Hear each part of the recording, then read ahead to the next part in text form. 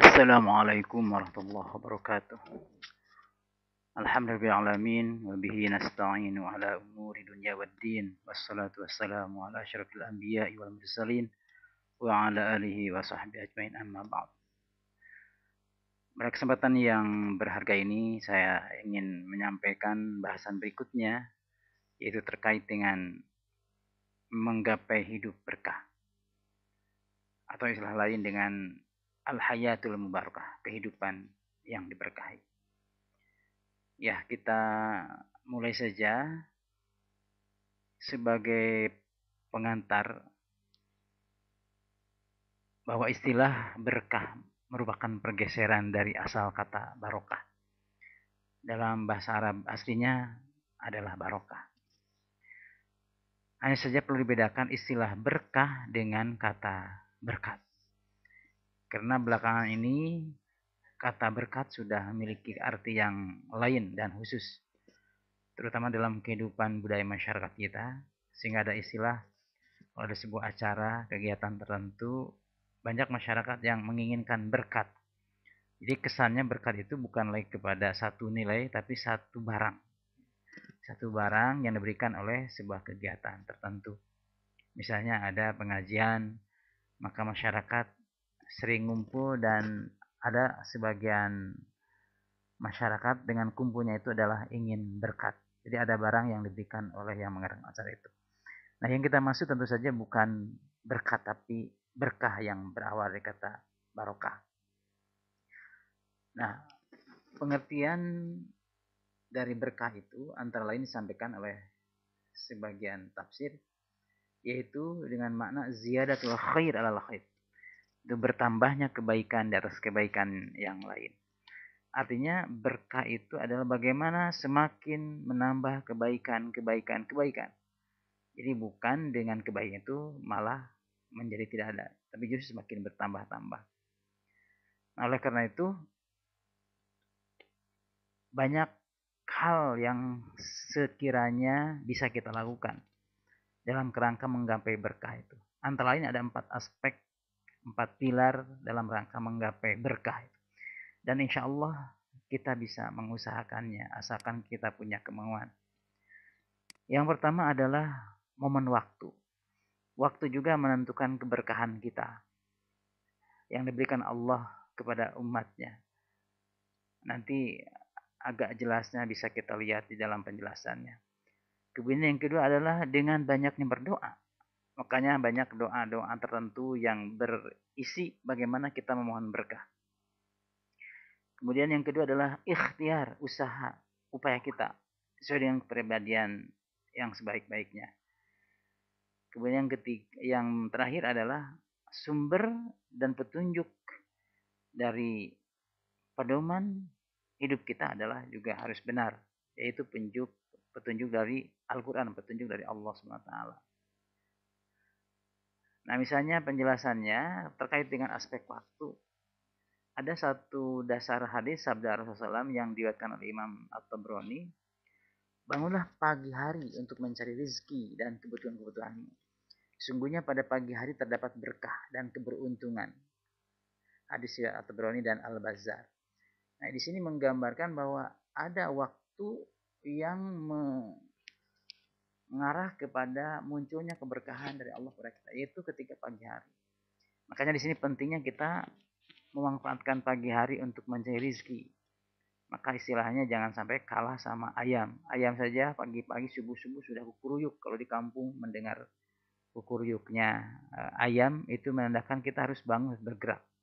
Dari mulai kita sholat subuh terus kita melakukan gerakan-gerakan untuk mencari nafkah yang halal.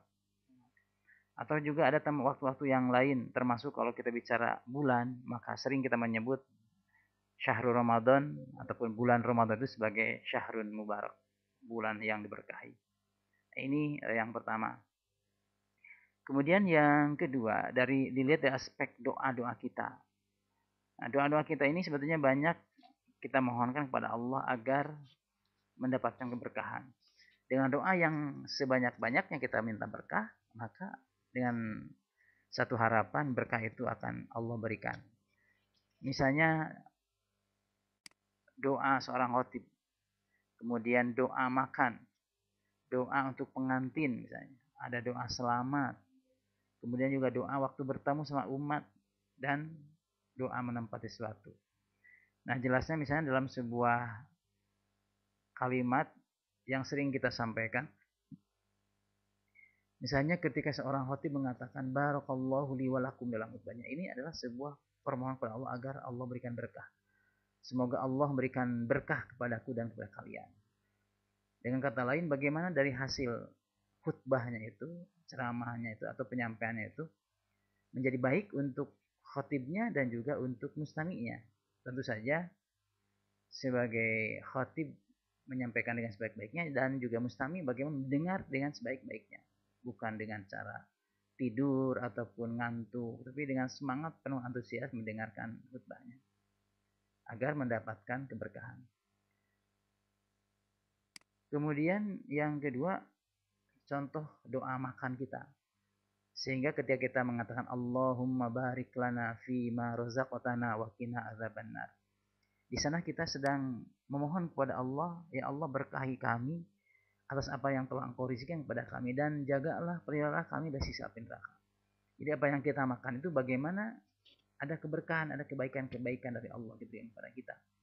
Misalnya dengan makan kita menjadi sehat, dengan makan kita semakin kuat, dengan makan kita semakin bisa untuk melaksanakan ibadah-ibadah. Tidak sebaliknya, justru membuat kita semakin bermaksiat. Makanya ada satu kalimat waqina adzabannar, jagalah kami dari siksa api neraka. Kemudian misalnya ada doa untuk pengantin. Biasanya ketika ada acara walimah, misalnya kita doakan kepada mereka dengan kalimat barakallahu laka wa baraka alaika wa jama'a bainakuma fi khair. Semoga Allah memberkahi engkau dan memberkahi orang yang menjadi tanggung jawab engkau. Maksudnya doa untuk suami dan istrinya. Bahkan di akhir dengan kalimat wa jama'a bainakum bi khair, dan menyatukan antara kamu berdua dalam kebaikan. Ini doa untuk mereka yang sedang melaksanakan acara pernikahan ataupun sudah terjadi akad nikah. Kemudian doa selamat. Misalnya sering kita mendengar atau kita juga sering berdoa, Allahumma inni as'aluka salamatan fid din, wa afiatan fil jasad, wa ziyadatan fil ilmi, wa barakatan fil rizki. Ya Allah, sesungguhnya aku memohon kepadamu keselamatan atas agama, kesehatan dalam fisik, bertambahnya ilmu, keberkahan dalam rizki. Ini kita mohonkan. Ada kalimat keberkahan dalam hal rizki. Kemudian ada doa berikutnya ketika kita bertemu antar sama umat Islam, kita mengatakan Assalamualaikum warahmatullahi wabarakatuh. Selamatan atasmu dan rahmat Allah juga keberkahan. Ini doa yang sangat baik antar kita. Sehingga dengan pertemuan kita bukannya melahirkan bentrok, cekcok ataupun gondok-gondokan, tapi terjadi adanya ukhuwah, adanya persaudaraan di antara umat ini. Bahkan ada doa yang kita sampaikan kepada Allah seperti yang dicontohkan oleh doanya Nabi Nuh. Rabbi anzilni munzalan mubarakan wa anta khairul munzilin. Ya Tuhanku, tempatkan aku di tempat yang diberkahi dan sungguhnya Engkau sebaik-baiknya memberi tempat. Nah, ini doa-doa yang diharapkan Allah berikan berkah kepada kita. Nah, ini kaitan dengan berkah. Kemudian dari aspek yang lain, aspek ikhtiar dan kepribadian kita. Itu ikhtiar kita harus berdasarkan iman, keyakinan kita kepada Allah. Hati kita, lisan kita, ataupun anggota badan kita. Qalbu, lisan, arkan kita. Dan tentu saja dibuktikan dengan ketakwaan kita. Itu imtithalul awamirillah wajtinabun nawahi. Melaksanakan perintah-perintah Allah dan menjauhkan apa yang dilarangnya. Kemudian juga seperti yang digambarkan ketakwaan itu oleh Sayyidina Ali, yaitu bersikap hati-hati. Digambarkan seperti yang berjalan di atas jalan yang penuh duri, hati-hati dan waspada. Jangan bisa terjerumus kepada jurang dosa ataupun hal-hal yang maksiat. Kemudian dengan takwa itu peka terhadap persoalan hidup umat. punya empati, punya perhatian, tidak acuh tak acuh dengan kondisi umat. Nah, ini ikhtiar kita. Dan ketika kita sudah melaksanakan iman dan takwa, peribadian kita, maka Allah pun akan turunkan keberkahan kepada kita. Seperti yang diisyaratkan dalam ayat Al-Quran surah Al-A'raf ayat 96. Walau anna ahlal qura amanu wattaqau lafatahna alaihim barakatin minas sama'i wal ard walakin kadzabu fa'udnahum bima kanu yaksibun. Nah, bisa dilihat terjemahnya di sini. Jika sekiranya penduduk negeri-negeri beriman dan bertakwa, pastilah kami akan melimpahkan kepada mereka berkah dari langit dan bumi, tetapi mereka mendustakan ayat-ayat kami. Itu, maka kami siksa mereka disebabkan perbuatannya. Ini surat Al-A'raf 96. Kemudian kepribadian juga ikut menentukan keberkahan kita. Diisyaratkan dalam hadis riwayat Abu Dawud yang artinya janganlah kamu mengagumi orang yang terbentang kedua lengannya, menumpahkan darah. Di sisi Allah dia adalah pembunuh yang tidak mati. Jangan pula kamu mengagumi orang yang memperoleh harta dari yang haram. Sesungguhnya bila dia menafkahkannya atau bersedekah, maka tidak akan diterima oleh Allah. Dan bila disimpan hartanya, tidak akan berkah. Bila tersisa pun hartanya akan menjadi bekalnya di neraka. Na'udzubillah. Makanya hartanya harus yang halal, kemudian jangan sampai menyakiti orang lain lagi sebagai menumpahkan darah. Maka kalaupun dengan cara-cara seperti ini mendapatkan harta, maka hartanya tidak akan berkah, bahkan menjadi sesuatu yang bisa menghantarkan ke jurang api neraka. Na'udzubillah. Jemaah kaum muslimin rahimakumullah, kemudian aspek kepribadian juga diisyaratkan di dalam hadis riwayat Ahmad yang artinya sesungguhnya Allah menguji hambanya dalam rezeki yang diberikan Allah padanya. Kalau dia ridha dengan bagian yang diterimanya, maka Allah akan berkahinya dan meluaskan pemberiannya. Kalau dia tidak ridha dengan pemberiannya, maka Allah tidak akan memberinya berkah. Jadi kita dalam kaitan dengan harta itu harus ridha dengan pemberiannya. Nah, kalau ridho, Allah berikan berkah. Kalau tidak ridho, tidak rela dengan apa yang Allah berikan, maka Allah pun tidak akan berikan keberkahan. Oleh karena itu kita di sini kita nikmati, kita rela, kita ridho dengan apa yang Allah berikan kepada kita. Dan di sinilah kita diuji, apakah kita menerima ataukah justru kita merasa kurang, merasa terus tidak mensyukurinya. Oleh karena itu kita harus berusaha menerima apa yang Allah berikan dengan mensyukurinya. Kemudian yang terakhir terkait dengan aspek rujukan dan pedoman kita, yaitu Al-Quran yang penuh dengan berkah sebagai sumber pedoman dan petunjuk keberkahan yang harus dipelajari dan jadikan peringatan. Seperti diisyaratkan di dalam ayat Al-Quran surah As-Sad. Surat As-Sad ayat 29. Kitabun anzalnahu ilaika mubarakun liyadabbaru ayatihi wa liyatadzakkara ulul albab. Ya, mohon maaf suaranya. Jadi di dalam ayat ini disampaikan, terjemahannya bisa dilihat di sini. Ini adalah sebuah kitab yang kami turunkan kepadamu, penuh dengan berkah, supaya mereka memperhatikan ayat-ayatnya dan supaya mendapat pelajaran orang-orang yang punya pikiran. Nah, di sini kita harus yakin dan harus paham bahkan mengamalkan bahwa Quran ini diturunkan Allah itu sebagai yang penuh dengan berkah. Makanya dengan sendirinya dengan mempelajari dan mengamalkannya, maka sebagai bagian yang akan membawa semakin berkahnya kehidupan kita. Kemudian di dalam ayat yang lain disampaikan surah Al-Anbiya ayat 50. Wa hadza dzikrun mubarakun anzalnahu afa antum lahu munkirun. Dan Al-Qur'an ini adalah suatu kitab peringatan yang mempunyai berkah yang telah kami turunkan. Maka mengapakah kamu mengingkarinya? Nah, ini harus diyakini Al-Qur'an adalah mempunyai keberkahan. Makanya disindir oleh ayat ini, kenapa di antara umat ini ada yang mengingkari, tidak mau melaksanakan aturan-aturan Al-Quran.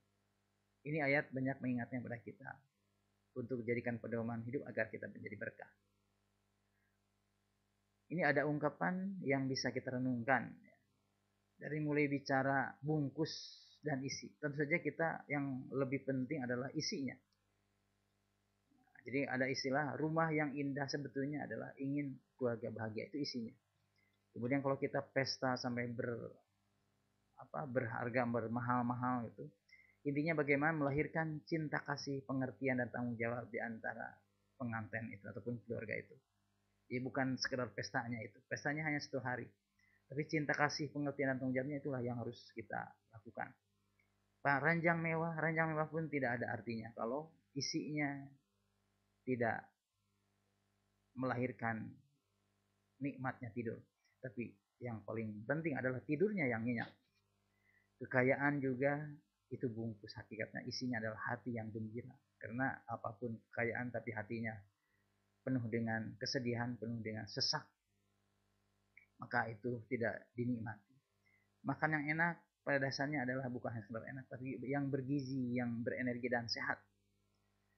Kemudian bicara juga menjadi tidak bermakna kalau tidak sesuai dengan kenyataan. Kalau bicaranya bohong maka tidak bermakna.